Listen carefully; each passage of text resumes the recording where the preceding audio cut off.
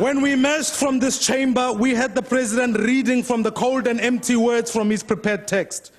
They were words of a broken man presiding over a broken society. For 6 years, he has run from 783 counts of corruption, fraud, and racketeering that have haunted him from before the day he was elected. For 6 years, this broken man has spent his waking hours plotting and planning to avoid his day in court. In this broken man's path of disruption lies a litany of broken institutions, each one of them targeted because of their constitutional power to hold him account. A broken SARS that should have investigated the fringe tax benefits from Nkandla, the palace of corruption that was built by the people's money. A broken NPA that should have continued with its prosecution of the president without fear or favor. A broken SIU, a broken Hawks, a broken SAPS. And so we can go on with the list of institutions President Zuma is willing to break to protect himself and his friends. This is why we're a broken society. Because the abuses do not stop at the door of the union buildings. The power abusing is happening at every level. We have seen many President Zumas in governments, in municipalities, all over South Africa, in fact. Honorable members, I went to Mogalakwena. I met a woman there who'd not been able to bath for days. It wasn't because of me. The lack of water in Mogalakwena was not a systems failure. It was a failure of your local comrades, to use that term, who in that community have started to fight amongst each other and have long forgotten the people of Mogalakwena. That's whose fault it was. It was, in fact, that ANC councillors waged a factional war, simply fighting over power, not for the rights of the people of this country. Local police officers with a duty to serve the community have been co-opted by factions to intimidate residents and to suppress protest. As the war rages on, rubbish piles up, sewage pipes continue to leak, and the taps, in fact, run dry. This is all because of broken men presiding over broken towns and broken cities. But they have learned from the best.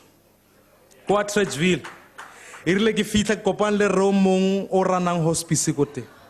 Reo le o sokola ka gonne ga ana motlakase. In fact, madi a hospice go na le go ra lebelle batho ba ba sokolang. Reo o dirisa madi a go tsenya fuel mo generator. This is their last line of defense against an electricity crisis that plagues them on a daily basis. The daily struggle of this community-funded organization is just one example of the devastating impact this electricity crisis is having on households, on businesses, on schools, on hospitals, countless other facets of society. Where is this accountability from this broken man who claims to be our president, when all he can offer is more of the same, or is our president? All he does is promising to bail out Eskom and secure its monopoly over power. Load shedding is a crisis that will take our economy to the brink of an economic shutdown. Our economy has lost 300 billion rand since 2008 because without stable electricity supply, manufacturers cannot produce, investors are driven away, and ultimately jobs are lost. That is why, Mr. President, when you stand here and promise more of the same, jobs every year that never materialize, we simply cannot believe you. On Thursday, the President said that the NDP's ambition to grow by 5% by 2019 is at risk as a result of slow global growth and domestic constraints. How is it then that other SADC countries are growing at a rate of 5.6%, facing the same external pressures? The answer is our real constraints are because of our policy failures of this particular government.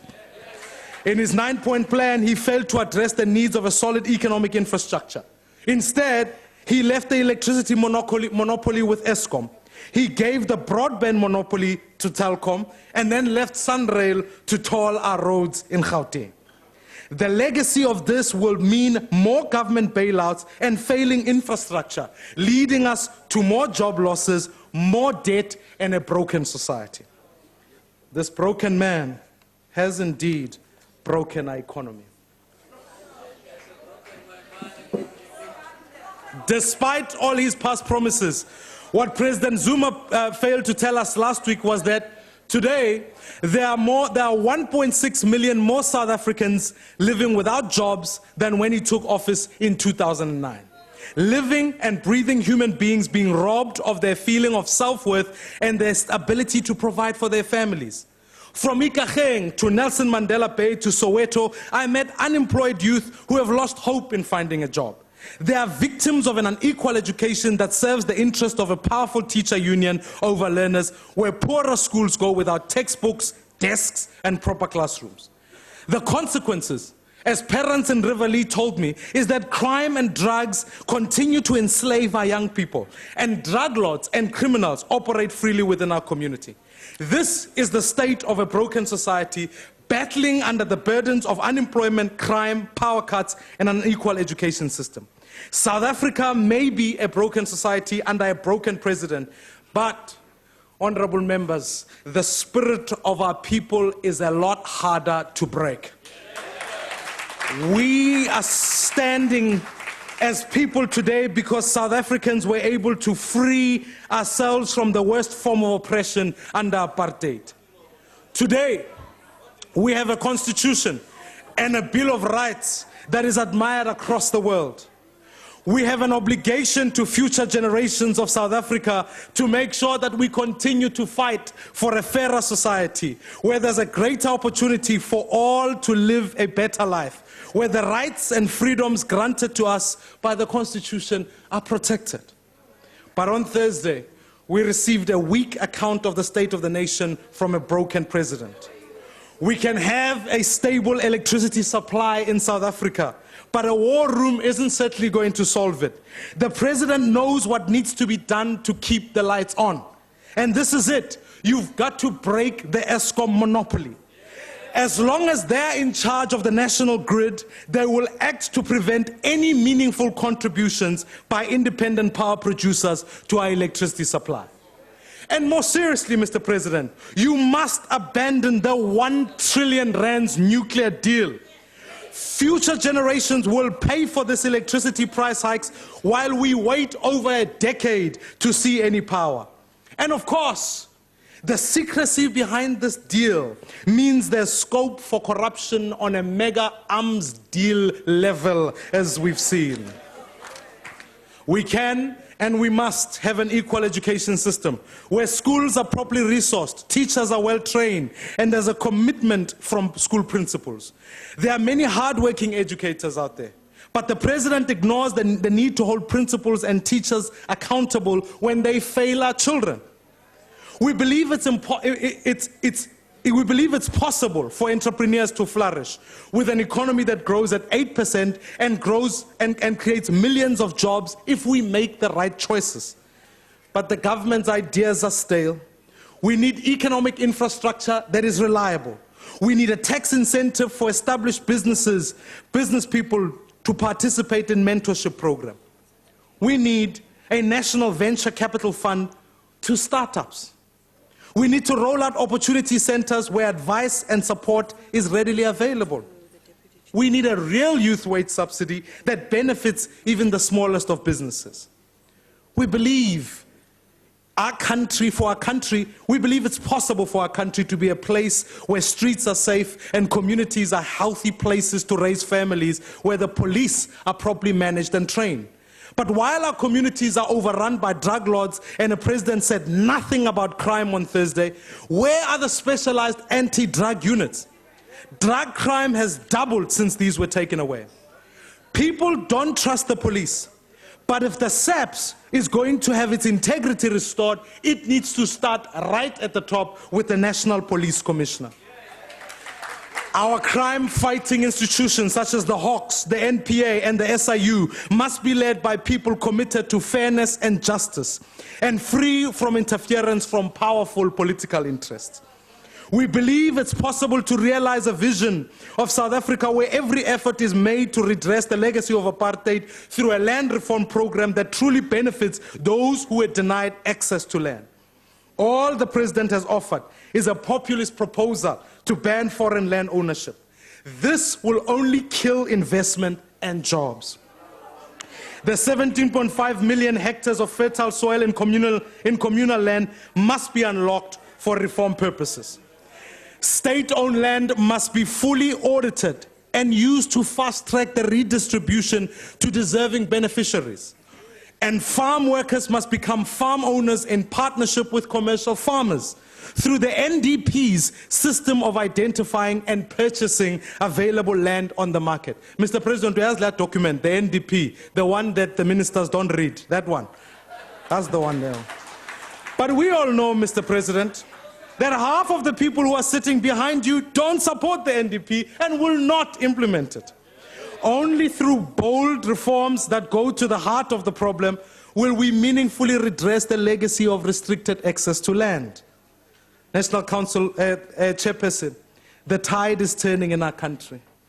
And as Professor Brink wrote in his most celebrated work, A Dry White Season, the image that presents itself is one of water, a drop held back by its own inertia for one last moment, though swollen of its own weight before it irrevocably falls, as if the water, already sensing its own imminent fall, continues to cling against the pull of gravity to its precarious stability, trying to prolong it as much as possible. Madam Speaker, let me help you. Change may seem slow, but it is coming. There is a swell starting to build, and when the wave crashes, it will sweep away this broken man out of power. When that happens, we will be there to start fixing our broken society and unleash the potential of every South African. That is why the party I lead in this parliament will not join other parties in breaking down our institution. Because one day, when we are in government, we will want the very same institutions and this parliament to hold us to account. And so, we will work within the institutions of democracy to hold this government to account. And we will continue creating opportunities for all where we govern. We will work tirelessly to build a truly democratic alternative in South Africa. Indeed, I stand before you pronouncing that for my children and your children, their future can only be bright under the DA when we come into power. That change is coming, and I would propose you get ready for it. We will restore power to the people. Nkosi sikeleli Africa, morena boloka setjhaba sa Yesu. Let us live and strive for freedom in South Africa, our land. I thank you very much.